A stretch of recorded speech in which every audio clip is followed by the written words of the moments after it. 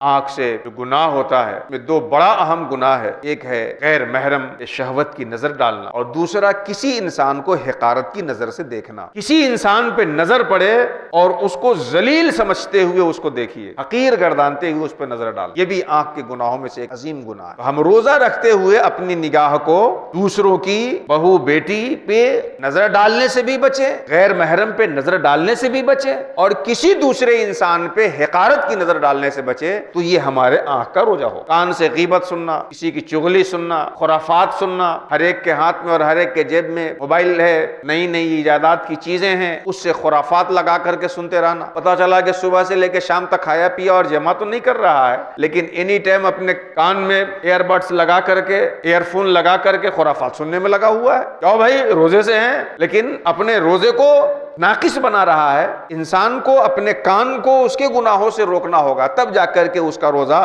عوام کے روزے سے اوپر اٹھ کر کے خواص کے روزے تک پہنچے گا۔ اللہ تبارک و تعالیٰ جس روزے پہ مزید اجر عطا فرماتا ہے وہ مقام پائے گا اس کا روزہ۔ اسی طریقے سے زبان کے گناہوں میں سے ہے، صبح سے شام تک آپ کھائیں گے نہیں تو حرام کھانے کے گناہ سے تو بچے ہوئے ہیں، لیکن غیبت کرنا، دوسرے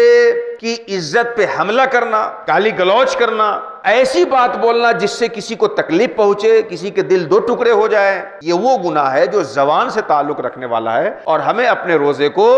عوام کے روزے سے خواص کے روزے تک لانے کے لیے زبان کو ان گناہوں سے صاف رکھنا ہوگا اور پاک رکھنا ہوگا۔ اسی طریقے سے ہاتھ کا روزہ، صبح سے لے کے شام تک نہیں کھاتے نہیں پیتے، بیوی سے نہیں ملتے، روزہ ہو رہا ہے، لیکن اس ہاتھ سے دوسرے کا مال ہڑپ رہے ہیں، دکان میں بیٹھے ہوئے ہیں، سامان بیچ رہے ہیں، اور جب وزن کر رہے ہیں تو کم تول رہے ہیں۔ روزے سے ہیں، صبح سے لے کے شام تک کھا پی نہیں رہے ہیں، اور دودھ دینے جب جا رہے ہیں خریدنے والے کو تو اسے پانی ملا کر کے لے کے جا رہے ہیں۔ روزے سے ہیں اور کسی کے ہاں مزدور بن کے کام کر رہے ہیں، یا مستری ہیں اور کسی کا کام کر رہے ہیں، تو جتنا پیسہ ایک دن کا وہ ہمیں دے گا، اس کے بدلے میں متوسط ایک دن میں جتنا کام ہونا چاہیے کرنا چاہیے وہ کام ہم نہیں کر رہے ہیں، اور جان بوجھ کر کے بیٹھ رہے ہیں اور وقت ضائع کر رہے ہیں، وقت پاس کر رہے ہیں کہ کسی طرح وقت نکل جائے اور ہم شام کو اپنی مزدوری لے کے چلے جائیں۔ تو یہ وہ چیزیں ہیں جن سے ہمارا روزہ خواص کے روزے تک پہنچنے سے رک جاتا ہے، اور صرف 33 نمبر حاصل کرنے والا ہم بن کر رہ پاتے ہیں۔ امام غزالی نے فرمایا کہ خواص کا روزہ یہ ہے کہ اپنے جسم کے ہر حصے کو اس حصے کا جو گناہ ہے اس سے روکنا،